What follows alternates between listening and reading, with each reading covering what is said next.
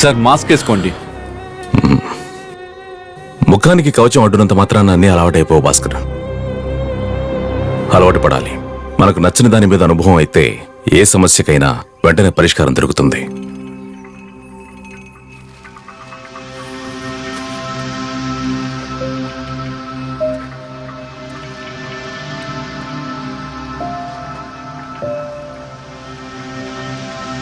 అది ఒక అమ్మాయే అని, రేప్ చేసి చంపేశారని ఒకవైపు చెప్తున్నారు. చచ్చింది ఎవరనే తెలియట్లేదు సార్. ఆ కిస్ట్ ఎవరనే కూడా తెలియట్లేదు. ఇప్పుడే కదా విచారణ చేస్తున్నాం, ఒక్కొక్కటి బయటికి వస్తాయి. సార్ ఫోటోలన్నీ తీయకూడదు సార్, వెళ్ళండి.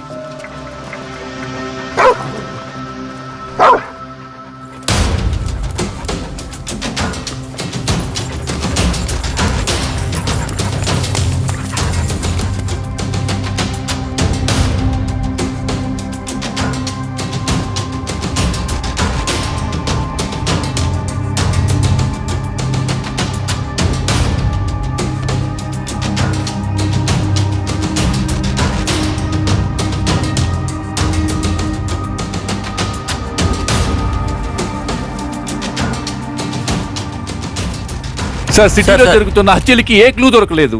ఇప్పుడు అనాథగా ఓ 7 దొరికింది. దీని గురించి వివరంగా చెప్పగలరా ఏవి సార్? ఓ మీకు వివరంగానే చెప్తాను. చెప్పండి.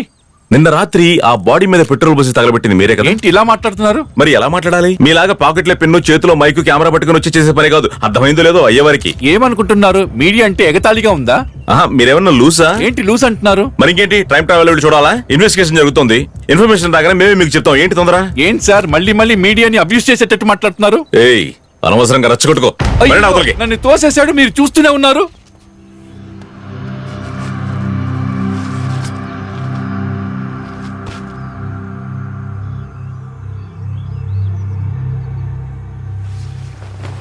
కుళ్ళిపోయిన స్థితిలో శరీరం ఉండడం వల్ల ఇక్కడే పోస్ట్మార్టం చేయడానికి డాక్టర్లు వస్తున్నారు.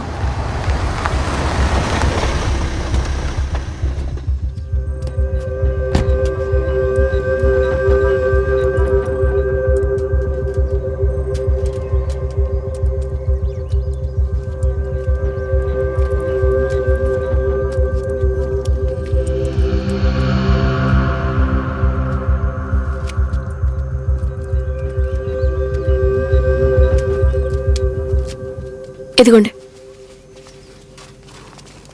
మేడం, బాడీ చెడిపోవడం వల్ల స్పాట్ లోనే పోస్ట్ మార్టం చేసేసారా? అవును. చనిపోయింది ఆడా మగా? ఆడ. డ్రెస్ బట్టి చెప్తున్నారా? డ్రెస్ లోపల నీకు నాకు ఉన్నదంతా ఉంది. మేడం, చనిపోయింది అమ్మాయి అంటున్నారు, రేప్ చేసి చంపారా? నేను ల్యాబ్ కి వెళ్ళి మిగతా డీటెయిల్స్ అంతా డిపార్ట్మెంట్ కి చెప్తాను, వాళ్ళు మీకు చెప్తారు.